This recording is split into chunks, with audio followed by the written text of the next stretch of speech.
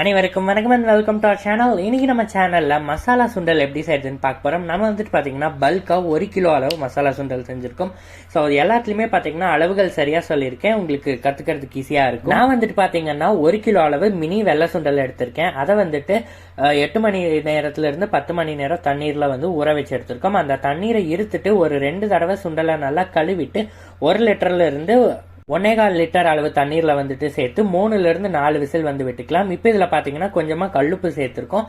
நம்ம கல்லுப்பு போட்டா விகிஞ்ச மாதிரி ஆயிரும் அப்படிங்கறதுனால நம்ம வந்துட்டு 4 விசில் எக்ஸ்ட்ரா விட்டுருக்கோம். நீங்க கல்லுப்பு போடலன்னா 3 விசில் விட்டுக்கோங்க. இப்ப 2 இன்ச் அளவு இஞ்சி, 10 வரமிளகாய், 20 பல் வந்துட்டு பாத்தீங்கன்னா நாட்டு பூண்டு எடுத்திருக்கேன். இது எல்லாத்தையும் வந்துட்டு ஒரு மிக்சி ஜார்ல சேர்த்துட்டு நம்ம மசாலாவை அரைக்க போறோம். இது கூடயே வந்துட்டு பாத்தீங்கன்னா இது 3 சேர்த்துட்டு சிறிய அளவு பட்டை வந்துட்டு சேர்த்துட்டு 2 ஸ்பூன் அளவு சோம்பு சேர்த்திருக்கோம். அதுக்கப்புறமா ஒரு கைப்பிடி அளவு நான் வந்து கருவேப்பிலை இலைகள் சேர்த்திருக்கேன். இது ஒரு 15ல இருந்து 20 இலைகள் இருக்கும். இப்போ கொஞ்சம் 1/2 கிளாஸ் அளவுக்கு தண்ணீர் விட்டு இந்த மாதிரி நல்லா பேஸ்டா அரைச்சி எடுத்துட்டு வந்தாச்சு. இப்போ நம்ம மசாலா பேஸ்ட் எல்லாம் ரெடி ஆயிடுச்சு. இப்போ வந்துட்டு பாத்தீங்கன்னா நம்ம தாளிச்சிடலாம். ஒரு 5 ஸ்பூன் அளவு எண்ணெய் சேர்த்துட்டு 2 ஸ்பூன் அளவு வந்துட்டு கடுகு சேர்த்திருக்கோம். இப்போ நல்லா பொடியா நறுக்கி வச்ச பெரிய வெங்காயம் வந்துட்டு 2.5 வெங்காயம் வந்துட்டு நம்ம சேர்த்திருக்கோம். வெங்காயத்தை சேர்த்து நல்லா கலந்து விடுங்க. வெங்காயம் நல்லா பொன்னிறம் ஆகணும், அப்பதான் நல்லா இருக்கும். இப்போ வந்து இதுல பாத்தீங்கன்னா ஒரு 6ல இருந்து 7 பச்சை மிளகாயை 2ஆ கீரி சேர்த்திருக்கேன், அதையும் சேர்த்துக்கலாம். அதாவது பச்சை மிளகாயை 2ஆ டிவைட் பண்ணிருக்கோம். ஒரு பச்சை மிளகாயை 2ஆ டிவைட் பண்ணி எடுத்திருக்கோம். இப்போ இதுல ஒரு 10ல இருந்து 12 கருவேப்பிலை இலைகள் சேர்த்துட்டு நம்ம அரைச்சி வச்சிருந்தோம் இல்லைங்களா அந்த பேஸ்டையும் இதுல சேர்த்துக்கலாம். இந்த பேஸ்ட்ல இஞ்சி பூண்டு இருக்கிறதுனால சேர்த்த உடனே பாத்தீங்கன்னா உங்களுக்கு அடிப்பிடிக்க ஆரம்பிச்சிடும். அது ஒன்றும் பிரச்சனை இல்லை. நீங்க நல்லா கரண்டி வச்சு கலந்து விட்டுட்டே இருக்கும்போது அடிப்பிடிக்கிறது சரியாயிரும். இது நல்லா எண்ணெய் பிரிஞ்சு வரணும். அதுக்கப்புறம் தான் வந்துட்டு பாத்தீங்கன்னா நம்ம அடுத்தடுத்த பொருட்களை சேர்க்கணும். இப்ப நல்லா ஒரு 2 ஸ்பூன் அளவு வந்துட்டு நம்ம மஞ்சள் தூள் வந்துட்டு சேர்த்துக்கிறோம். மஞ்சள் தூள் சேர்த்ததுக்கு அப்புறமா 4 பெரிய சைஸ் தக்காளியும் 10 செரி தக்காளியும் வந்துட்டு நான் சேர்த்திருக்கேன்.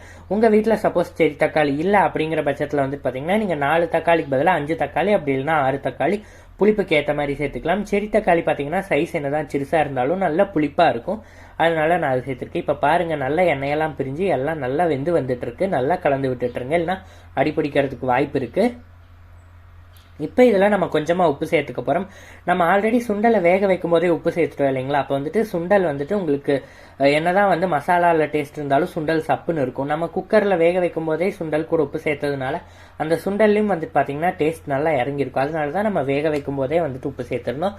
இப்போ வந்துட்டு பார்த்தீங்கன்னா 1/4 மூடி அளவு வந்துட்டு பார்த்தீங்கன்னா துருவின தேங்காயை வந்துட்டு இதில் சேர்த்துக்க போகிறோம். தேங்காய் சேர்த்து பாருங்க, ரொம்ப ரொம்ப நல்லா இருக்கும். அதுவும் சுண்டல் வந்துட்டு தேங்காயோட சேர்த்து சாப்பிடும் போது இந்த மசாலாவோட ரொம்ப ரொம்ப சூப்பரா இருக்கும்.